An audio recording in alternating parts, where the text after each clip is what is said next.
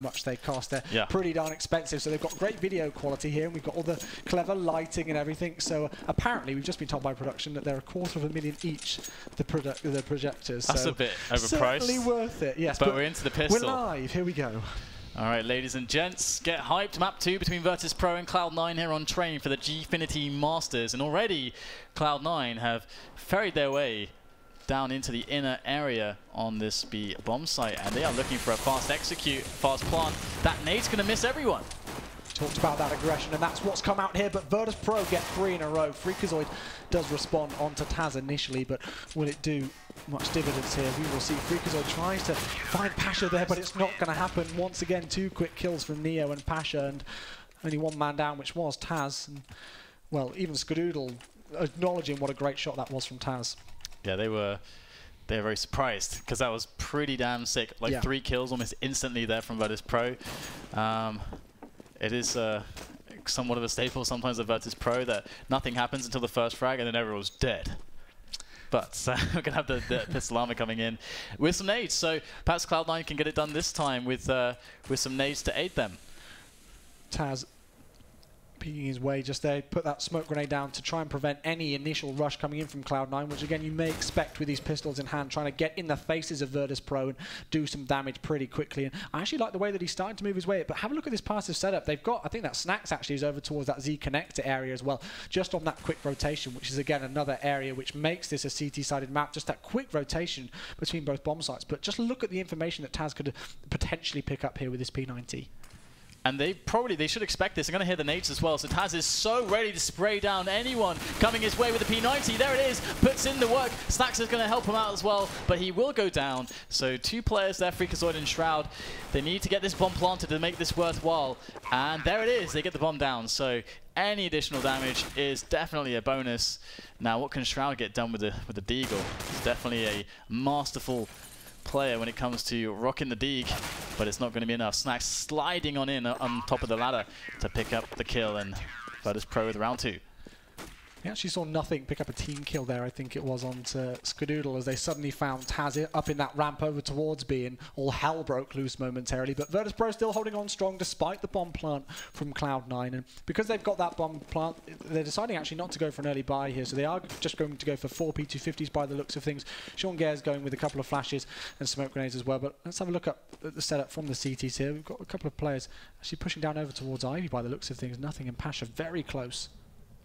Alright, so it looks like they want to go for the same play, but this time Nothing is going to try to fake them out a little bit and just delay a rotation, maybe sow some seeds of doubt and despair, but I don't think much despair will be in store for Virtus.pro as they are holding on to the bigger guns.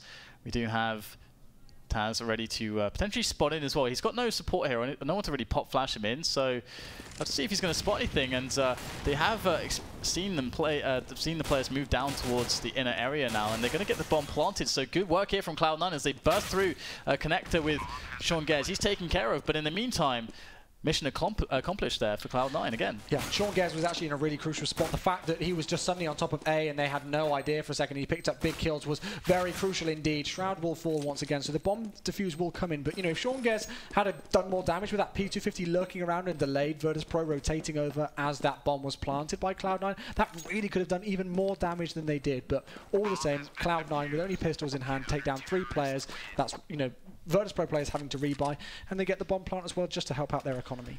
Yeah, and again, they're getting all those buys in. They put a lot of damage onto the economy of Virtus.pro by picking up some extra kills here. So now they're going to be in with a strong buy. And again, this is a map where getting a few rounds on the T side is all you need, because the CT side is so dominant. So Virtus.pro, they have to establish the economy. They cannot lose this round. They need to get the money rolling on in.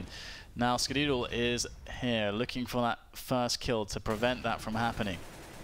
Taz is actually going to be able to pick up the first kill onto Sean Gares. They're over towards that ramp area of B in White Tunnels, and that's a very big kill indeed to try and find out some information. But just look at the spread of the T's of Cloud9 here all over the map at the second. And I thought it was interesting. We actually saw Skadoodle go for that AWP straight away in round 4 on Cash as well on the T side.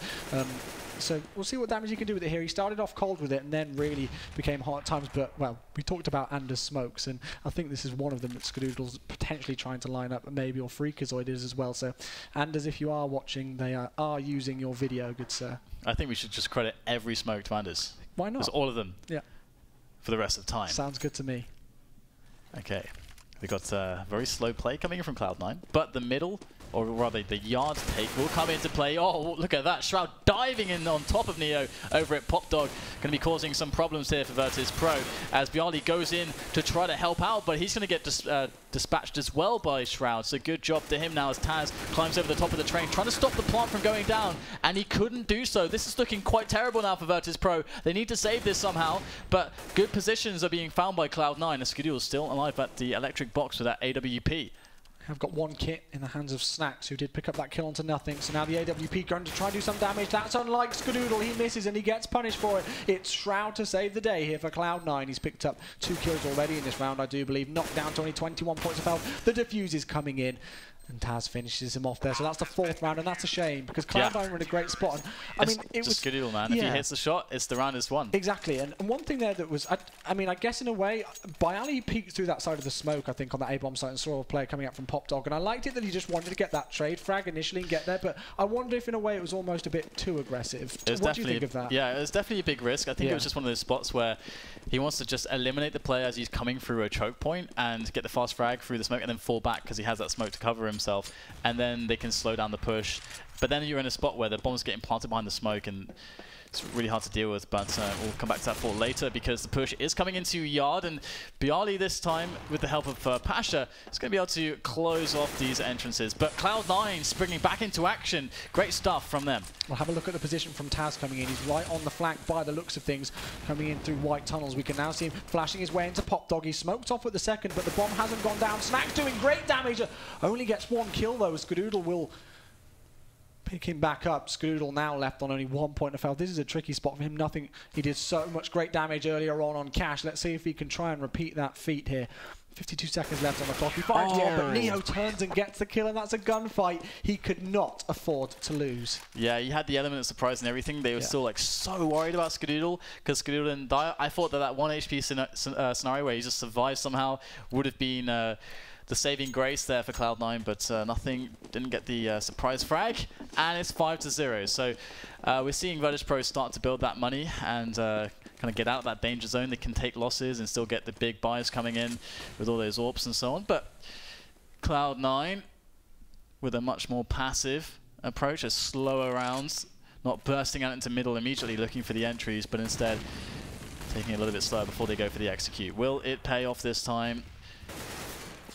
So far, so good. I think Virtus.pro realised that Cloud9 are really favouring this A-bomb site. So look at the attention that they're giving over towards there. And look at the information that Taz is once again able to pick up over towards B. He's pushed right through white tunnels. This is the 2nd round in a row we've seen him over towards this Popdog ladder area. Bjarly's picking up kills at free will over towards Skadoodle. He drops down and he's going to be able to completely uncontested pick up 2 kills there. Well, actually, Neo helped him out, but he did get the assist. And Sean Gares will fall in. That is a really great setup by Virtus.pro. There's so much information gathered by just that one player. And this is the thing for Cloud9. Surely they should have sent a player over towards that white tunnels after Taz pushed through there in the last round to try and prevent it happening again. It's one of those situations where it's absolutely fair enough for Cloud9 if they want to -1 on nothing indeed. If they want to keep going for the A executes, but as you say, they have to find a way to actually just stop Taz by changing the timings, delaying them a lot more, pushing into the upper area a little bit, and then going for like a 1-minute timing or a 40-second timing into the A play. They have to keep the mix up there. They can hit A every time, but they've got to prevent the flank. Then it can be okay to go for that. Well, he's initially trying to find out some more information. They're getting aggressive, and it's worked for him so far, and fair play to him. Well, they could actually go back from this position back into the execute now that they've put the fear of God in Taz. So looks like that's not going to happen, though. Got the push. Is arriving. And he spots the heads as they try and all drop through, but it's going to be 4 quick kills for Virtus.pro here. Shroud once again with that Deagle in hand, trying to do some damage, but you know exactly where he is. Taz jumps up the ladder and takes him down in quick fashion, almost like Spider-Man, kind of just appearing out of nowhere and popping his head off. 7-0. Okay, so yeah, I really would have liked to have seen, because I'm actually totally cool with Cloud9 to say, hey, you know what, we're just going to smoke up. Because the thing with the yard in this iteration of Train is that, if you have the smokes down, so much of it is kind of just like playing like the aim map, basically. You create a lot of cover with the smokes, you can gain a lot of ground, you just play the aim map. You just have to prevent, again, as we were saying, the player from basically flanking you or getting that fast information if he tries to do so. Like Taz is right now, punish him, like take him down with a trade. Then you get a better scenario going into your eventual A play, or just delay it a lot. There's lots of ways to play with that kind of a strategy. Oh, look at this P coming in here from Neo. That's absolutely crucial. He only is able to pick up one before being traded out by Freakazoid. But once again, Virtus.pro just changing things up, doing something different, taking the initiative and finding the information. And that's one of the AWPs down. I was going to point out that there was 3 AWPs on the field. Now there's only 2. But Cloud9, interestingly enough, going for that double AWP setup on the T side of Train here. It was interesting to see how they could utilize it. But Skadoodle down for the count here as Sean slowly makes his way down the ladder into Pop Dog here. Once again, that bomb favouring over towards A. It's all gone quiet on the Western Front again. Absolutely. And Snack's going to spot one player, so that's the info now to his team. And it is an AWPer as well, the only AWPer there in Sean Gares, as he is able to take down Snacks from a different angle altogether. Nothing going to take liberties now towards Ali, but he's not going to be able to pick up the frag or the positioning as he does get denied by Pasha. So looking quite okay for Virtus.pro still. Good position from Biardi. He's going to be able to spot the first player. Misses the position for the smoker. That's massive. Freakazoid gets both kills, leaving it all on Taz. And Cloud9 look like they could potentially pick up their first round. And as Taz comes out huge, does get the sneaky kill onto Shroud. And is he going to go for the hold? He absolutely is. He's got to stick it. What? And there it is. Gets the round. Freakazoid with his 3 kill. It's not going to be doing all that much in the end there. And another round to Virtus.pro. Stolen. Pros don't fake. And that's a shame for Freakazoid, because he actually played that really well, as we spotted out, you know, putting himself in that 2 versus 1 situation, picking up 2 big headshot kills there to move the man advantage in their favour, but simply outplayed by Taz there, and this man is really on fire. Even if, you know, Taz is one of those players, again, that when he goes big, he goes big. He's one of those players that once you let him go, he's kind of like the main man behind the wheel, I think, of the Virtus plow. He's the one the driving force, in my opinion, at times, because once he gets going, it's very difficult to stop him. Yeah, absolutely. And we have Sean Gares trying. He's actually able to get some damage onto Taz. 99 damage, in fact. 1 HP left for the in-game leader of Virtus.pro at the moment, as they do allow their presence to be felt towards B. Now again, they're not really faking at all. They're just going to say, hey, we're just going to keep on pushing through. And the kills coming in from Taz, despite being on 1 HP, picks up 2 headshots, as they are really concerned with Snacks, and that is the death of them. How is Snacks not dead? He got caught on the side of a train and is still left alive on 22 points of health. Eventually Taz will fall, but he's still doing good damage, and that HE from Bayali will shut down Freakazoid Skadoodle, and he picks up an M4 kill onto nothing to finish things off, and that's heartbreaking for Cloud9. Yeah, it really is. Knocking Taz down to 1 HP, not getting a kill on him, and then him picking up 2 entry frags as they make their way into B, not picking up the kill on Snacks, who got caught on the side of a train and couldn't even escape their bullet fire, you know. Yeah, I mean, if Taz dies and isn't left on 1 HP, then of course the round is so different. Yeah. So different there, as they got past Snacks. But here we have a very fast push, and nice pre-nades in there from Virtus.pro to pick up advantages into some of these aim duels, as Cloud9 are basically just flushing themselves out of these choke points, and Virtus.pro really using that positioning to their advantage. And now it's just 2 men left here for Cloud9. Great stuff there from nothing, catching Pasha on the edge of the smoke. And Sean Gares working the other angle here, trying to push and receive these Virtus.pro players. In goes Snacks. Watching their angles, Sean Gares gets taken down from behind, and I think if they had been able to pick up this round, that would have been an absolutely crucial one. Of course, it is still alive, technically. Nothing picking up his 2nd kill of the round. He's been very, very quiet so far on Train after a great performance on Cash earlier on, and it's going to be very difficult for him to do any work, and Taz will drop him. But if they had won that situation and taken that round somehow, which was obviously a very tricky one for them to do, that really could have been the start, once again, of bringing things back into play. We saw that they were 9-1 down on their T side of Cash and brought it back to 9-6. So we know that they can do it, but I'm afraid it's what we thought may happen on Train here. 10 rounds in a row for the CTs. And every round on this map for CTs is insanely important, more so important than any other map, including Nuke at the moment with the current kind of scorelines we're seeing. So you cannot allow the C's to get a single round, and that's what's happening so far. Taz has saved them in more than one occasion. Cloud9 taking it to Virtus.pro with another fast round, but they are getting completely destroyed by the grenades. They can't get out of these choke points, and once again, Virtus.pro stand tall. Shroud will fall, leaving Skadoodle and Nothing, the last two left alive. Skadoodle dropped and Nothing left in a 1 versus 5. This would be a great way to bring it back in favour, but unfortunately it will not happen. Virtus.pro now leading themselves with only 5 rounds to take not only this map on Train, but to take the series and to secure the 3 points. One thing that we've got to mention, of course, is that actually Cloud9 do already have 3 points on the board. They took their series against Immunity, which, of course, I guess you would expect them to do, but they won it really convincingly. I think it was 16-2, 16-6 overall, I believe, between those two earlier on. I'll get those confirmed later. But still, Cloud9, you know, they came into this series and they'd already won a series. Of course, a big difference between Immunity and Virtus.pro, a lot of people would argue, but they've got to win on the board. That's a great way to start things. Virtus.pro, this is their first game. They've not played yet today. They've been here all day, and this is the first time they've got behind the PCs on stage and got ready to play. But they're showing their class, I have to admit. Yeah, I mean, the thing is that if Cloud9 are able to pick up even two rounds, then you can't really count them out of a Train, which is it's kind of ridiculous, but that's kind of how Train is at the moment. And they've clearly done some homework on here. They do have some grenades. They must have done at least some amount of preparation. But generally, the problem has been actually Taz. Not just because he's fragging, but because of the kinds of frags that he's getting and the information that he's getting from it. Exactly. Yeah. Like they haven't. Whenever they are pressuring in it, they always kind of go in it. They're not actually throwing off the opponents at all. Like there's all these spots where they could just take like most of the maps, take all the map control away from the CTs. We're seeing that Taz loves to get up into the inner area, up into the upper corridor, and as close to that pop dog ladder as he can. If you just take that area away from him, even leave a guy there, and then go back for the A execute later, like something like this, very simple, could make all the difference. But they're kind of just going slowly towards B, showing their presence at B, then pushing into B. And that's exactly how it's been. There's been no fakes at all, no bigger map controls at hand. Well, we did have a pause initially, but luckily it wasn't a long one. And talking about Virtus.pro and their great play, they've still got rifles in hand, obviously, with their great performance. And again, no AWPs, really. And this is, again, a really interesting point. It is going to be an eco, so well, there may not be too much interesting here. It would be great to see Cloud9 take an eco win on this round. But Virtus.pro, we talked about how great they are with the sniper rifles. We talked about how prominent the sniper rifles can be on Train, and they're still going for you know, these M4s, which is fair enough because it's working. Absolutely is. The spray comes in, but the Juan Deeg there from Shroud is going to take down Pasha.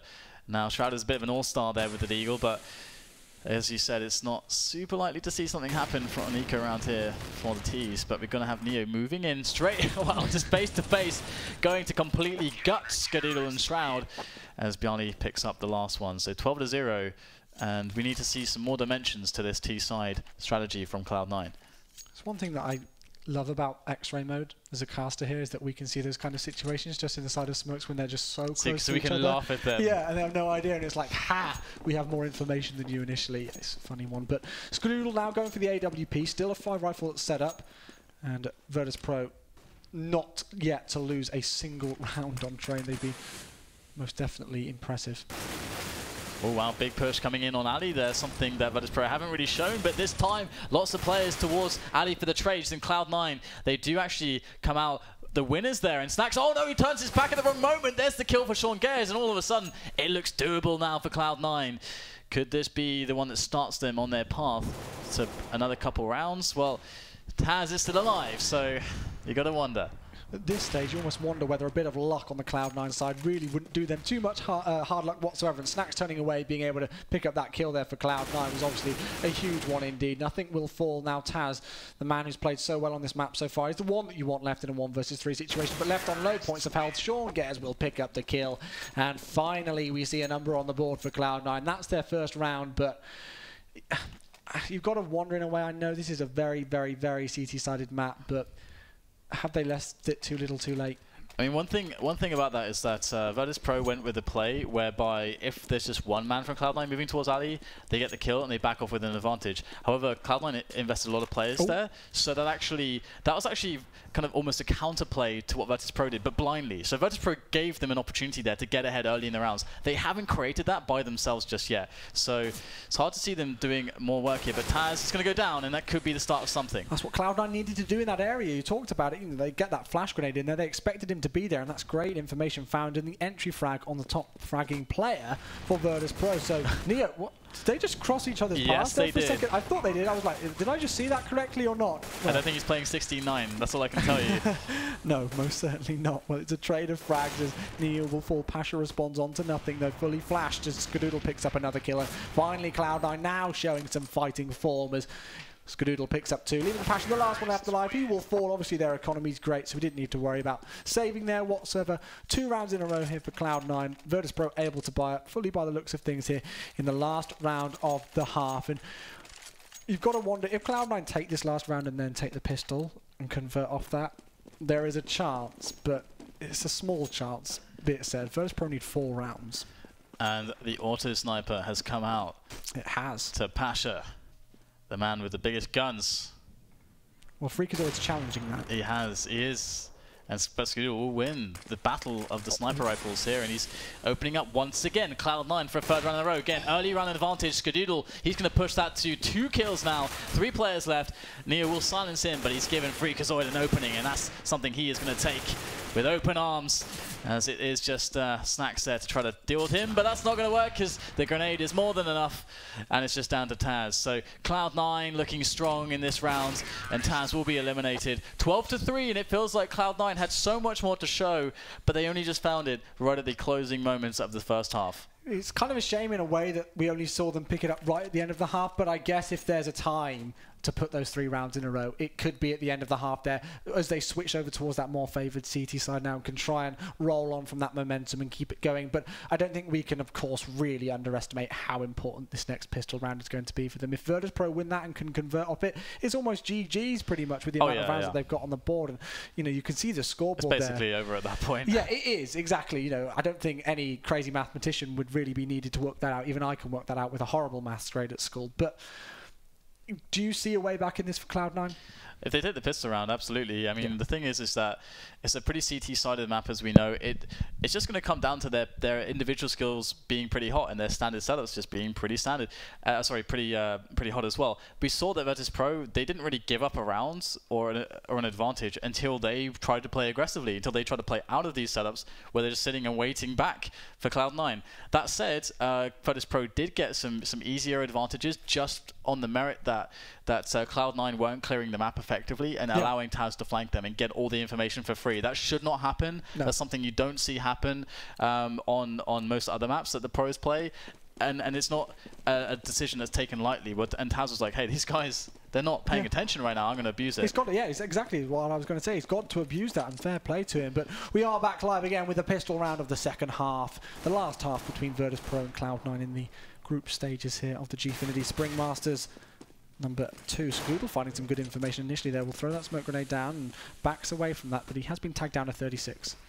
And that smoke grenade actually doesn't help them all that much, but it's going to be Virtus.pro straight on into the bomb site. Close ranges is what they want to play with, and that's what they've got. Great grenade there going in, lots of damage done. Virtus.pro Snacks, though, going to be snapping the head of Freakazoid as he pushes forwards. And they're trying to take over connector here as they take the bomb and plant it down. This is going to make life very difficult for the remaining players of Cloud9. Sean Gares going to go in hard there, but he's not going to get much done.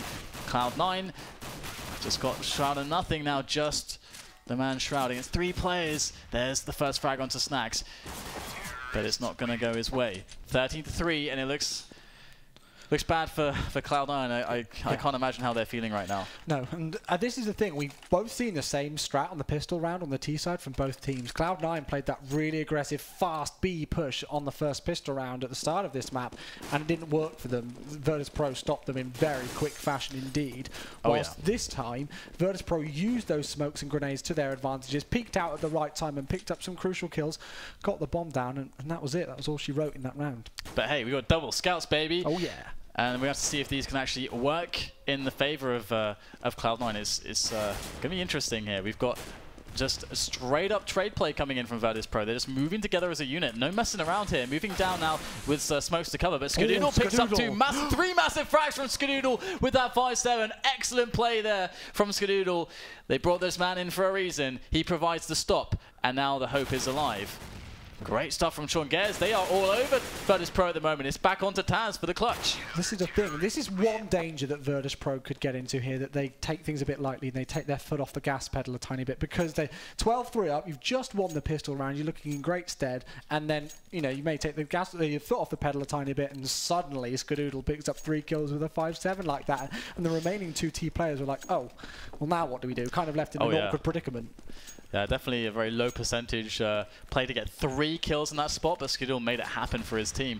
And now they've got a spot where this actually works out really well. If they can just be safe in this round, they stand a chance to build a really strong economy, and that's actually how you get a lot of rounds CT side of Train, by having a massive economy, so that you can always be buying the AWPs and auto snipers and nades and so on and so forth. You need a lot of money, but if you have that money, you're good to go. So here comes the play from Virtus.pro. Looks like they may be trying to bait some players here, and indeed, everyone has put their attention now to A. They try to enter their way into this larger bomb site. Snacks will fall initially. 2 players up in heaven by the looks of things. This is Sean Gares, I think, and nothing over towards there. But well, Taz actually is able to do some damage, but it's just going to be traded out here. It shouldn't be too much more going on, as they will all fall. Shroud with 3 quick kills there. And 13-5, it is Cloud9 still trying to show some fighting force here. And those 3 kills with that 5-7, which we really can't underestimate from Skadoodle, was potentially the start of a comeback. But very long road to climb. But you know, they're professionals, 1 round at a time here. Yeah, I mean, so Virtus.pro, by losing that round, got $1,900, so they're all around 2K.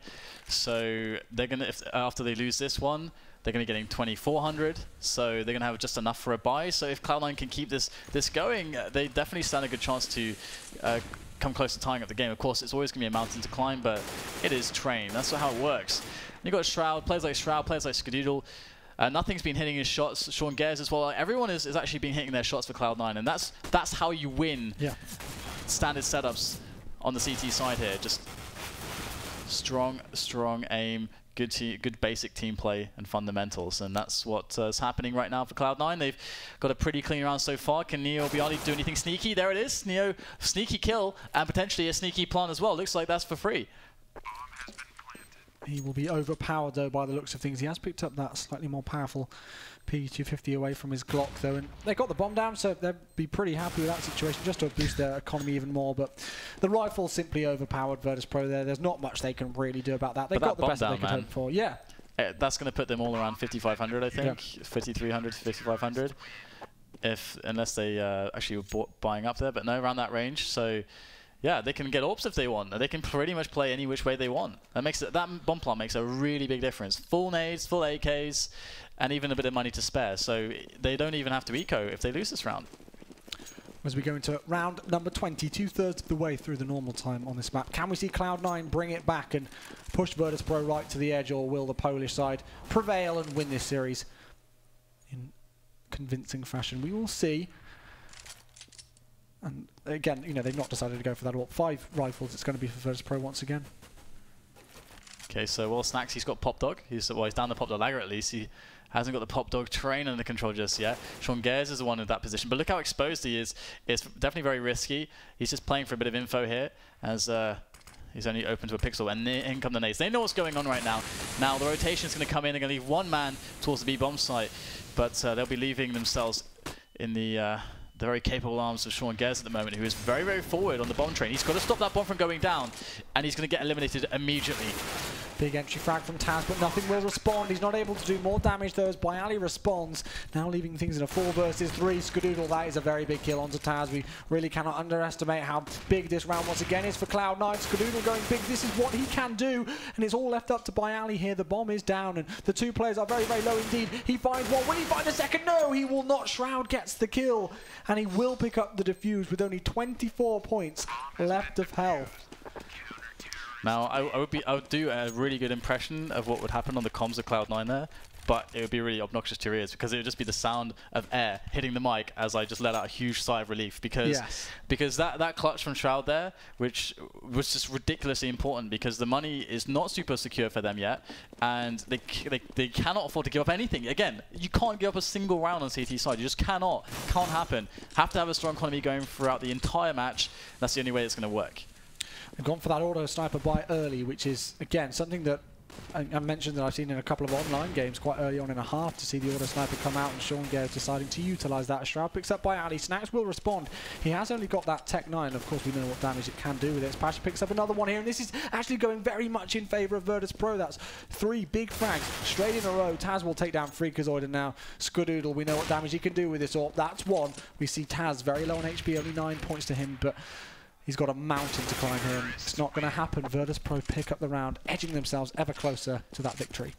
Yeah, it's looking really grim for the North Americans now as just 2 rounds and Virtus.pro have secured a very tidy 2-0 victory. But Cloud9 do have enough money to get in some weapons, but it's not looking as healthy as you'd like. They are missing a lot of grenades at the moment, and Skadoodle's only left with a scout, so this is a problem, a huge issue now, because Virtus.pro will be unrelenting in their pushes. They're going to be going fast into that inner area very shortly, and Freakazoid is the only man there. Well, this is the thing. Of course, you have got that fast rotate over towards A, but still, Freakazoid being the only player here now. They've got to go quick. We can see 2 players in. I think that's Skadoodle and Sean Gaz making their way now through that Z connector to try and do damage. But hello, Snacks. That's 2 very big kills. Make that 3 kills for Snacks. He's dominating over towards him. Will he get the clutch around the ace even? No, Bialy comes to ruin the day for him, but still. A 4K from Snacks, what can you say? That was ridiculous. Snacks basically, like the ridiculous thing, if someone goes back and looks at that round, all you have to do is go back and just open up the map overview and just watch how Snacks, by himself, moves through all the way into yard, but by himself, completely unspotted, gets between 4 players and then just kills all of them on the kind of the lurk. That's ridiculous. That should never happen. No, it shouldn't. Cloud9 are going to be punished for it. They're down to pistols, and Virtus.pro are on map and match point here. 3 points on the line in this game on Train, and Virtus.pro looking very good indeed to take it. He has been knocked down to 9 points of health, but Taz gets the entry frag here.